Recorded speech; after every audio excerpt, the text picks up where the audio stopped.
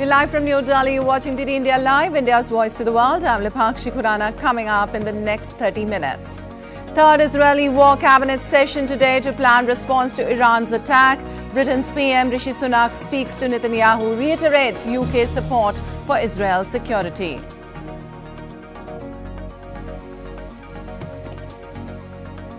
US plans to impose new sanctions targeting Iran's missile drone program. EU working on expanding Iran sanctions.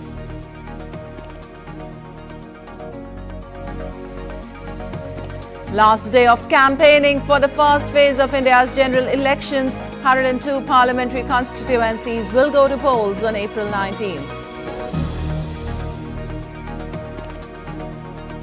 Ram Navami, the birthday celebration of Lord Ram, being celebrated across India. Special arrangements in place at Ram Temple in Ayodhya to mark the occasion.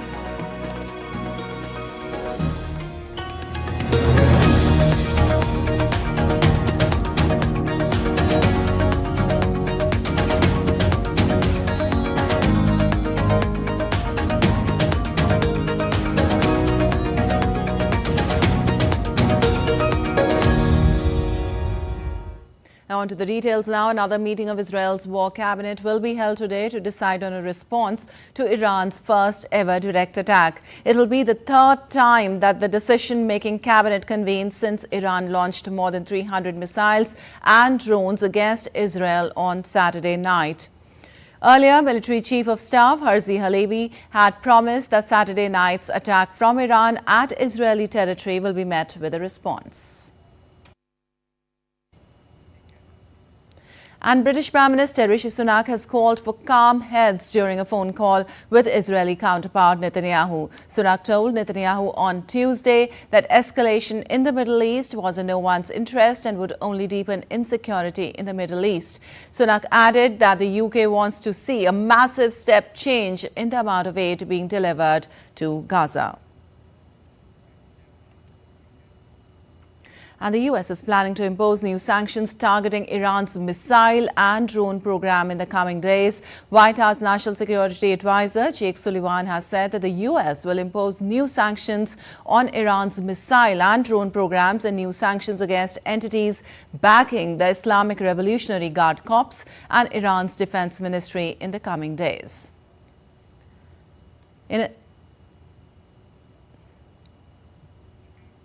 In a statement, Sullivan said, following Iran's unprecedented air attack against Israel, President Biden is coordinating with allies and partners, including the G7 and with bipartisan leaders in Congress, on a comprehensive response. Sullivan added that the U.S. also expects its allies and partners to impose sanctions against Iran. He said that the U.S. continues to work to further strengthen and expand the successful integration of air and missile defense and early warning systems across the Middle East to further erode the effectiveness of Iran's missile and UAV capabilities.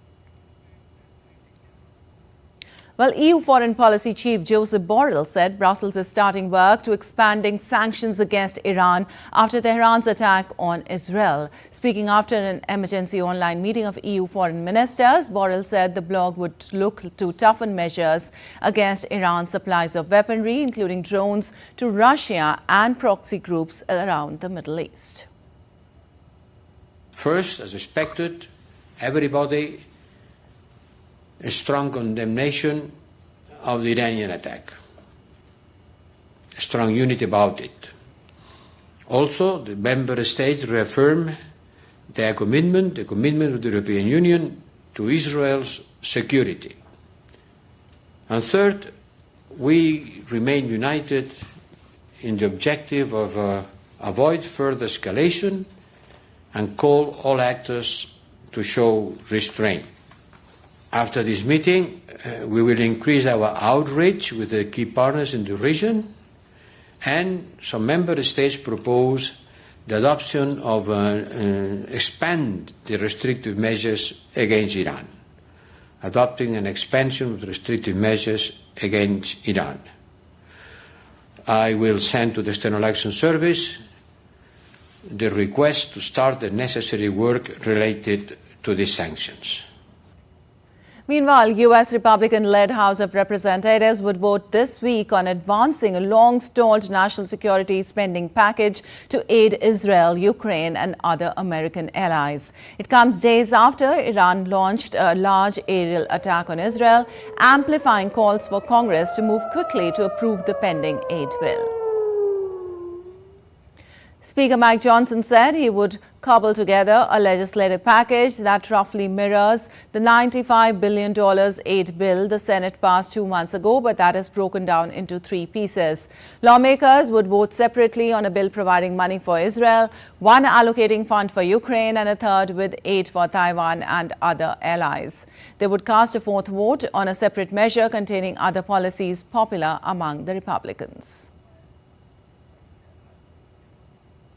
And a quick update on the ground situation of the conflict. A lack of air defense missiles prevented Ukraine from thwarting a Russian missile attack last week that destroyed the biggest power plant in the region around the capital, Kyiv. Destroyed in 11th March strike, Tripliska thermal power plant was the biggest energy facility near Kyiv and was built to have a capacity of 1,800 megawatts, more than the pre-war needs of Ukraine's biggest city. Other stations and imports have filled the gap for now, but residents have been urged to save power. Meanwhile, all eyes are currently on the Bakhmut axis as Russian troops gradually inch towards the depleted town of Chasiv Yar, a mere 10 kilometers west of the occupied and largely destroyed Bakhmut. With Ukraine facing weapons shortage, much depends on whether and when the U.S. Congress approves $60 billion in crucial security assistance for Ukraine and how effectively Kyiv is able to solve its manpower issues. And after 2 days of jury selection, the first 7 jurors were selected on Tuesday to serve on Donald Trump's hush money criminal trial. The judge also warned lawyers that he would not tolerate any efforts to intimidate prospective jurors after saying Trump was audibly muttering while one of the possible members of the panel was questioned.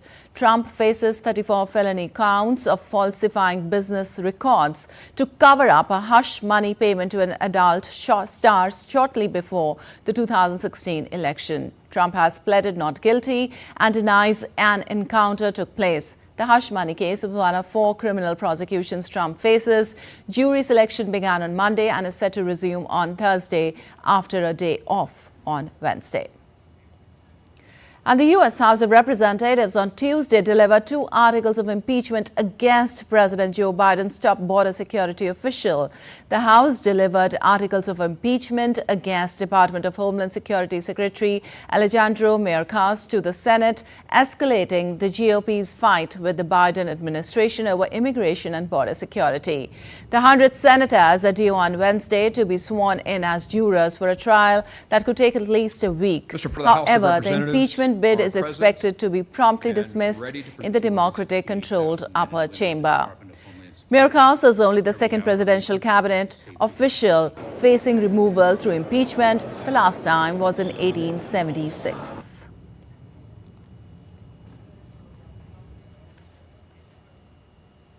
Well, there are still nearly 7 months to go until American voters head to the polls, but election season is well and truly underway in the United States, with both the parties having already selected their respective presidential candidates in Donald Trump and Joe Biden. Our U.S. correspondent Kate Fisher explains more about how elections work in the world's 2nd largest democracy. Make America great for us again. Let's finish this job. I know we can, because this is the United States of America. These 2 men have dominated American elections for the last 5 years. But the US democratic process is much more complicated than just a contest between Donald Trump and Joe Biden. I said we're in a battle for the soul of America. There's only one Donald Trump. And we still are. Now, the big quirk in American presidential elections is that they are not decided by the popular vote. The popular vote is irrelevant. They are decided by something called the Electoral College vote, which counts state by state, and each state has a number of electors equal to the number of senators, which is always 2, plus the number of representatives in the House, which can never be less than 1. Professor Alan Lichtman has been studying US presidential elections for more than 50 years. The small states are overrepresented, big states are underrepresented. So the election tends to focus on a few states where it's uncertain which party will win, such as Pennsylvania, Wisconsin, Michigan, Arizona, Georgia are key swing states in American elections. That system, he says, is no longer fit for purpose. The Electoral College is obsolete. You know, one of the great virtues of American democracy is it's been running so continuously since the late 18th century. That means we have very strong democratic traditions. On the other hand, we are also stuck with 18th century institutions which no longer apply in the modern world, such as the Electoral College. If you decided elections by popular vote, then everyone's vote would count, not just those persons in the swing states. But this year, there's an unprecedented twist in the traditional election calendar.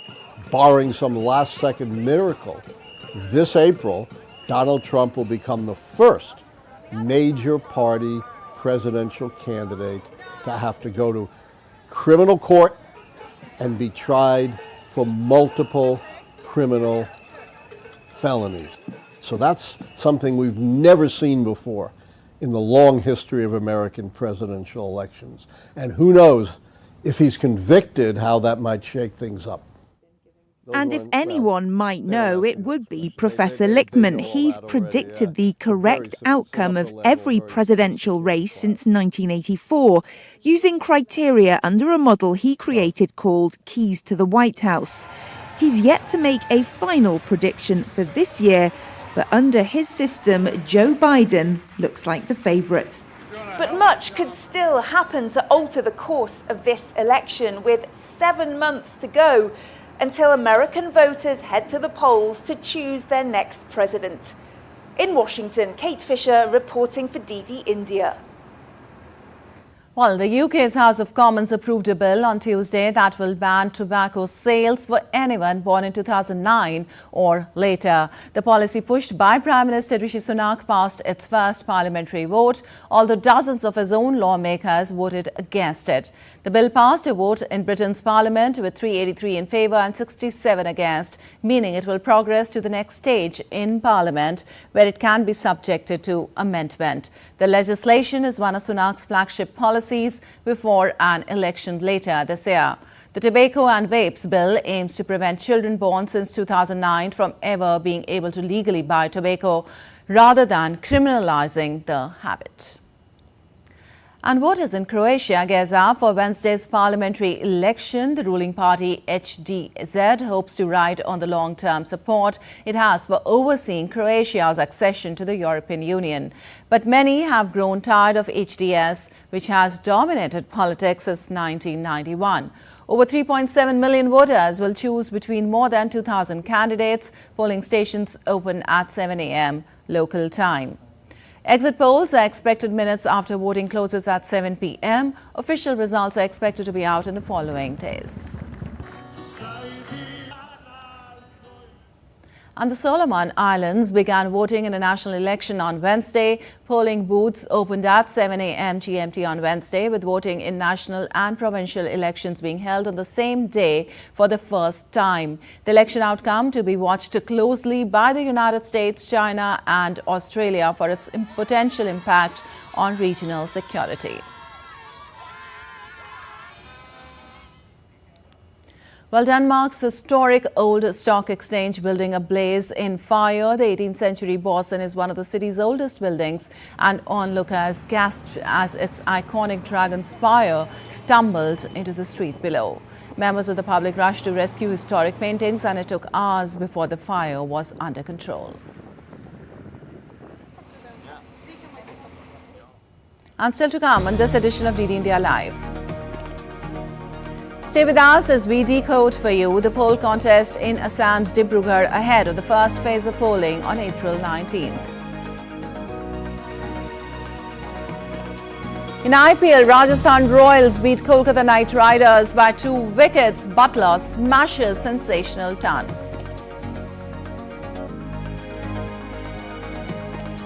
And excitement grows as today marks 100 days until the 2024 Olympics get underway, but the build-up has not been without controversy. We tell you more ahead.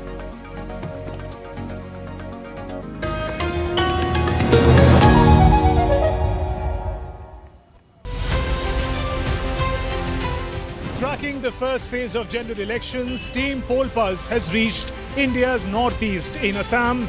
This is the tea city of India, Dibrugarh. They are not getting jobs in the local area, like in Dibrugarh or nearby districts and all. Home to the finest tea, the state is set for a cracker of a contest. This is 2024. Can the Congress and allies offer a fight back, or will the Modi juggernaut be unstoppable? Watch Poll Pulse on DD India.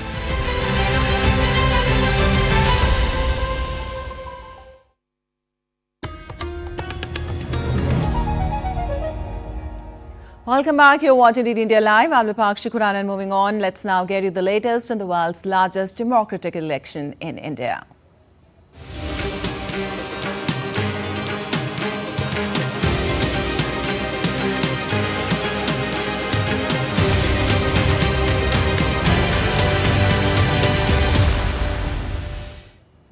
Well, today is the last day of campaigning for the first phase of India's general elections. Strict regulations will come into force from 6 p.m. IST on Wednesday. The regulations will be enforced till the closure of polls. Voting for the first phase of India's general elections will take place on April 19th. People in 102 constituencies across 21 states and union territories will cast their votes in phase 1. The general elections will be held in 7 phases, concluding on June 1st. The counting of votes will take place on the 4th of June.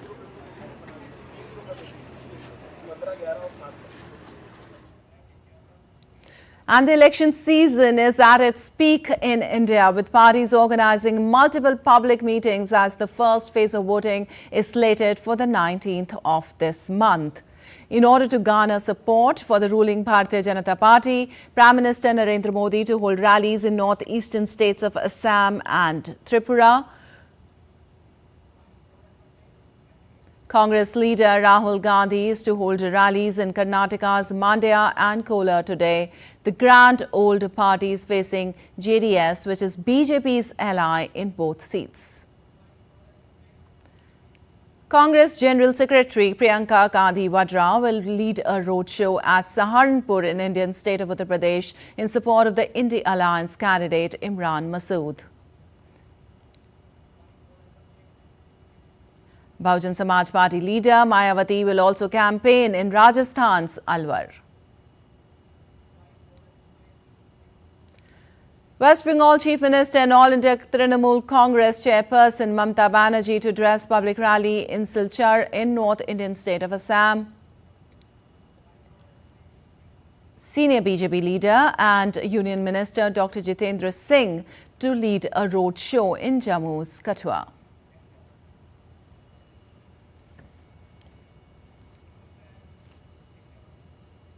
And Chhattisgarh in central India was formed out of Madhya Pradesh to become the Indian Union's 26th state. It is also known as the Rice Bowl of India. The Hindi heartland is India's 10th largest state and a major producer of energy and steel. Let us understand why Chhattisgarh matters as India decides in 2024.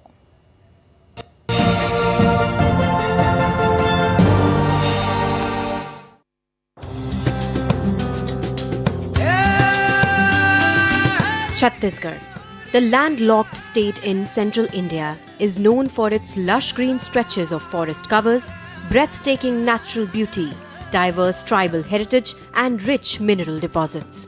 Home to people from 42 different tribes, the cultural life of Chhattisgarh comprises varied forms of traditional art and crafts. Tribal dances, folk songs, regional festivals and fairs and amusing cultural fests. In fact, Chhattisgarh's Dhokra art, inspired by tribal themes of animals, mythical creatures, human creatures, natural shapes, etc., is now quite popular beyond the borders of India. Spreads over 135,000 square kilometers, the state is also known as the bowl of rice, as the region grows over 20,000 varieties of rice. Chhattisgarh shares its borders with 7 Indian states. Originally a part of Madhya Pradesh, it was carved out and granted statehood on November 1st, 2000, with Raipur as its designated state capital. With 11 seats in the Lok Sabha or the lower house of the Indian Parliament, Chhattisgarh is going to the general elections in 3 phases between April 19th to May 7th. The state's 20.5 million registered voters are ready to exercise their electoral duty. Out of the total number of voters, 10.1 million are male, while about 10.3 million are female. About 732 voters are from the third gender category. The state is currently governed by the Bharatiya Janata Party, which bagged a majority support in the state elections held in December 2023. The major parties in the state are the Bharatiya Janata Party and the Indian National Congress. The other political parties which have been contesting in the state as well as national elections here are the Janata Congress Chhattisgarh, Gondwana Ganatantra Party and the Bahujan Samaj Party. In the 2019 general elections, the Bharatiya Janata Party won 9 seats with a vote share of 51.40% and the Indian National Congress bagged 2 seats. In the backdrop of a dramatic comeback in recently held state elections by the BJP, all eyes are keenly looking forward to the general election contest when arch-rival Congress and BJP once again lock horns in a 2-party fight. Antara Sinha for DD India. And Dibrugarh constituency in Upper Assam is going to polls in the first of the 7 phased general elections in India. Here, the tea garden workers play a crucial role in sealing the fate of the political leaders. Take a look at this special report by DD India's Dibyendu Mundal on the life of the tea garden workers and the political battle this constituency faces. We are at the Dibrugarh constituency in Assam, and this place is known as the tea capital of India. And behind me you can see the sprawling tea garden, which is part of this particular constituency, which goes to polls on the 19th of April. And these tea workers constitute about 30% of the vote bank here in the Dibrugarh constituency. These sprawling tea gardens, spread across thousands of acres around the Dibrugarh constituency, have many tea estates which employ millions of such tea garden workers. These tea garden workers become a deciding factor for the fate of the political leaders testing their water in the elections here. But the life and livelihood of these tea garden workers, they say, have not improved over the last many decades. What they earn after a day's labor is a meager rupees 250. These workers for long have been demanding to increase their wages to at least rupees 350. What they say, even though the government here has given an in-principle approval for the demand, it has not yet been implemented. 250 से 300 रुपया होना चाहिए. The wage of rupees 250 is what we get is very less. It should be increased to at least 300 now. Even though the tea workers are given residential colonies by the tea estate owners, what they don't have a home which they can call their own. The houses, many of which are not pakka, and some even live in poor conditions. The government has although provided toilets for sanitation, clean drinking water still remains a problem. But what changed in the last few years are the construction of these metal roads. What can we say? We are poor people. We have to work here only. We have schools, but we not have much access to facilities from the government here. The money we get is not even enough to meet our daily needs. The tea estates have their own primary schools and elementary hospitals, provided by the tea estate owners but supported by the government. The tea factories are also within the tea estate, and such factories produce some of the finest tea in the world, exported to many different countries. But who would be able to win the hearts of these tea garden workers? Some say they would support who supports them. Those who support us, we will support them. The prices of essential materials have increased so much. What we will do in rupees 150? Our homes are broken. We can't even repair it. We are not even getting clean drinking waters regularly. But I think the BJP is good. They will do good for us. Dibrugarh is witnessing a fierce contest between the Assam Jatiya Parishad, part of the India Alliance, and the BJP. From bike rallies being organized to public meetings with traditional themes, both the parties are giving the last push to win the hearts of the voters.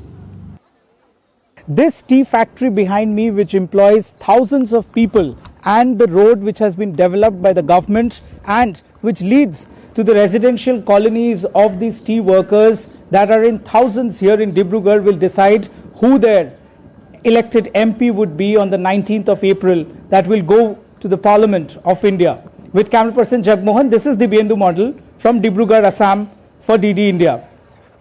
And on to some sports news now. Joss Butler stunned Kolkata Knight Riders, helping Rajasthan Royals to win a nail-biting encounter by 2 wickets on Tuesday. Put into bat first, Kolkata posted a mammoth total of 223 for 6 with Sunil Narine slamming his maiden IPL ton. The 2-wicket victory has consolidated Royals' position at the top of the table. And the Olympic torch is lit and the opening ceremony of the Paris Olympics is 100 days away. A relay of torchbearers will carry the flame along a 5,000-kilometer route through Greece until handing it over to the Paris Games organizers in Athens on April 26th. The French capital will officially open the Games July 26th with a celebration on the Seine River. Well, Ram Navami, the birthday celebrations of Lord Ram, is being celebrated with religious fervour across India. The newly built Ram temple in Uttar Pradesh's Ayodhya is all decked up for Ram Navami celebrations. The festivities, which fall on the 9th day of the Chaitra month, mark Ram Lalla's birth. Devotees thronged in large numbers to get a glimpse of the deity. This year, the auspicious occasion will be more special by Surya Abhishek of Ram Lalla, when the sun's rays will fall on the forehead of the deity's idol at noon. The celebrations mark the first big religious occasion after the consecration of Ram Lalla in January this year. And that's all for this edition of DD India Live. But let us know your thoughts on the news of the day. For those on the go, you can get all the latest news and updates from India and across the world on the DD India mobile app. The app is available on both Android and iOS platforms. Scan the QR code on the screen to download now. We'll be back with more news as it breaks here on DD India. I'm Lipakshi Khurana from all of us here in Delhi. Thanks for watching DD India Live.